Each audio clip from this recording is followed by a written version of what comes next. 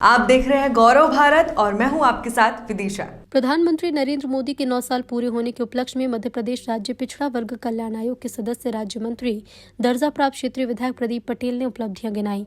भारत के लोकप्रिय पीएम मोदी के सफलतम 9 साल पूरे होने पर उपलक्ष्य में राज्य मंत्री दर्जा प्राप्त मऊगंज विधायक प्रदीप पटेल ने पत्रकार वार्ता का आयोजन किया। उन्होंने संबोधित करते हुए कहा कि पीएम मोदी के 9 साल के कार्यकाल में जहां एक तरफ दुनिया में भारत का सम्मान बढ़ा तो देश की आंतरिक और बाह्य सुरक्षा सुदृढ़ हुई। पीएम मोदी ने विदेश नीति से लेकर कई अहम योजनाओं तक भूमिका निभाई। दुनिया में पीएम मोदी की पहचान एक दिग्गज नेता के तौर पर है। पीएम मोदी ने डंके की चोट पर न सिर्फ धारा 370 हटाई बल्कि कश्मीर में पूरी तरह शांति बहाली के लिए भी मजबूत कदम उठाए।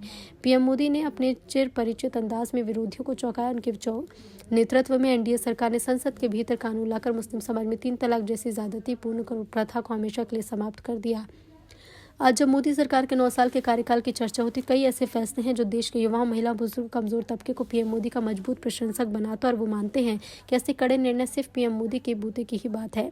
किसानों के हितार्थ खाद बीज फसल की बीमा मोदी सरकार में किसानों के हितार्थ देश में 6,000 रुपये प्रति वर्ष दिया जा रहा है। प्रदेश सरकार ने 4,000 की राशि बढ़ाकर 6,000 कर दी है। उन्हें बड़े कर से मुक्ति दिलाई। प्रदेश की शिवराज सरकार ने जन्म देने वाली माँ और बच्चे के सुखद जीवन के लिए महत्वाकांक्षी योजना शुरू की। इतना ही नहीं, मऊगंज विधानसभा की बात करें तो मुख्यमंत्री ने अपने किए वादे के अनुसार मऊगंज जिले की बहुप्रतीक्षित मांग को भी पूरा किया है।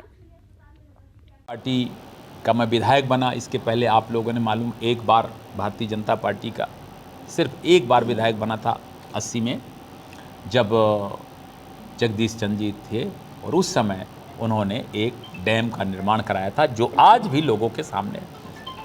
उसके बाद कभी भाजपा की सरकार नहीं बनी। भाजपा की सरकार बनी तो भाजपा का विधायक नहीं बना। आज मैं जब विधायक बना हूं तो जितने भी ऐसे काम थे जो इस प्रदेश, इस मऊगंज के लिए बहुत ज़रूरी थे, वो सबसे महत्वपूर्ण था उसमें मऊगंज का जिला बनना। और जिला बनना इसलिए ज़रूरी था कि पिपराही जड़कुड़ का आदमी अगर रीवा जाता है तो लगभग उसको 150 किलोमीटर जाना पड़ता है और 150 किलोमीटर का किराया देना और टाइम से वहाँ पेशी में पहुँचना, ये दोनों उसके लिए बहुत कठिन था। और कई बार लोग बाग रीवा की पेशी को चूक जाते थे जिसके कारण जीता हुआ केस हारते थे। लोगों के खून के आंसू रोते थे, समस्याओं का अंबार लगा होता था। हनवना 100 किलोमीटर है, जाने आने में लोगों को परेशानी होती थी। इधर छतैनी बसगड़ा के लोगों को पहले मऊगंज जाओ, फिर इसके बाद बस लो। पेशी में समय से पहुंच नहीं पाते थे, दवाई में समय से पहुंच नहीं पाते थे और इसलिए लंबे 40 वर्षों से यहाँ जिले की मांग चल रही थी। कांग्रेस की सरकार भी थी, कांग्रेस के विधायक भी थे, मगर नहीं हो पाए, दूरी होने के कारण नहीं हो पाए।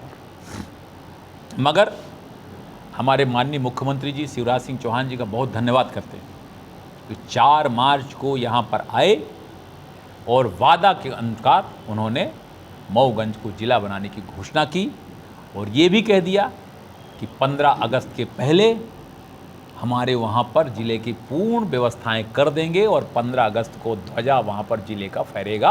और पूर्ण व्यवस्थाओं के तहत आपने देखा होगा गजट का नोटिफिकेशन आ गया। 1 महीने के अंदर जो आपत्तियाँ थी उसके निराकरण हो गए, उसकी सुनवाई हो गई। सुनवाई होने के बाद वो पूरा फाइल चली गई है भोपाल। पूरी प्रक्रियाएं जो उन्होंने बोला था अक्षर से कि प्रक्रियाओं को हम 15 अगस्त के पहले पूर्ण करेंगे, उसको पूर्ण कर रहे हैं। ये छोटा काम नहीं है। जब मॉनिटरिंग होती है तो रीवा के में बैठे हुए कलेक्टर को हनवना, मऊगंज और इन जंगल पहाड़ों में मॉनिटरिंग करने में दिक्कत होती। कारण क्या है कि इधर आना है तो उधर छूट रहा, उधर करना है तो इधर छूट रहा। रहने वाले लोगों का मान सम्मान बढ़ाने के लिए भी माननीय प्रधानमंत्री जी ने जो काम किया है वो ऐतिहासिक काम है। भारत का अंग था जम्मू कश्मीर, मगर श्रीनगर के लाल चौक पे आप तिरंगा झंडा नहीं फहरा सकते। उस लाल चौक के तिरंगा झंडा फहराने के चक्कर में हमारे यहाँ पर देश के भारतीय जनता पार्टी के संस्थापक रहे डॉक्टर श्यामा प्रसाद मुखर्जी, जिसको उस जगह पर भारत का झंडा फहराने के लिए जेल में गए कि क्यों वहाँ पे नहीं फहराने देंगे उनको जेल में, और जेल में उनकी मृत्यु हो गई। कुर्बानी गई है कश्मीर के भारत का झंडा फहराने के लिए। प्रधानमंत्री हमारे नरेंद्र मोदी जी ने जम्मू कश्मीर में भारत का झंडा फहराने के लिए बोला था कि अकेले जाऊंगा और जिसको जो करना हो कर लेंगे, और लाल चौक पर झंडा फहराऊंगा। पूरे कार्यकर्ता गए लाल चौक पर झंडा फहराने के लिए वहाँ पर 144 धारा लगा करके रोका गया। कहीं तिरंगा नहीं फहरा सकते आप। वहाँ खुलेआम पाकिस्तान का झंडा लगा करके लोग चलते हैं। आतंकवादी ऐसे रहते हैं, खुलेआम घूलते हैं कि क्या बताएं। मगर प्रधानमंत्री नरेंद्र मोदी का वो शक्तिशाली निर्णय, उनकी पूरी टीम का वो शक्तिशाली निर्णय कि जब देश में पहली बार भारतीय जनता पार्टी का गठन हुआ और तब से हम कहते रहे कि जम्मू कश्मीर में भारत का अंग है 370 खत्म करेंगे, जम्मू कश्मीर भारत का अंग है 370 खत्म करेंगे। सरकार पूर्ण बहुमत की बनी तो जो हमने वादा किया था वो 370 खत्म किया। आज उसी जम्मू कश्मीर के लाल चौक में भारत का झंडा फहराया जाता है और दूसरी पार्टी के नेता भी जाते हैं तो कहते हैं अब हम भारत का झंडा फहरा रहे हैं। पहले कभी नहीं गए। एक भी उदाहरण बता दिए इस देश के कांग्रेस पार्टी का जब उन्होंने बोला हो कि लाल चौक में कश्मीर में भारत का झंडा फहराएंगे, एक उदाहरण नहीं। और इसलिए हमारे देश के अंदर रहने वाले लोगों का गौरव करने का काम किया उन्होंने। इस देश में बहुत सारी प्रथाएं थीं जो समाज के लिए नुकसानदायक थीं। जैसे सती प्रथा हमारे हिंदू समाज की ऐसी थी जिसको ख़त्म करने के लिए लोगों ने काम किया। ऐसे बहुत सारी प्रथाएं थी जिसको हमारे समाज ने चाहा, छुआछूत, जातिपात, सती प्रथा, ऐसे बहुत सारी थी जिस कुरीतियों को भारत के नागरिकों ने ख़त्म करने का काम किया, साहस किया। और जब देश आज़ाद हुआ तो इस को हमने भारत के संविधान में स्वीकार किया। आज कोई सती नहीं होती। मगर किसी धर्म में अगर कुरीति है, वहाँ की महिलाएं प्रताड़ित है, तो क्यों भारत में रहने वाले उन महिलाओं को उन कुरीतियों से मुक्ति नहीं मिलनी चाहिए?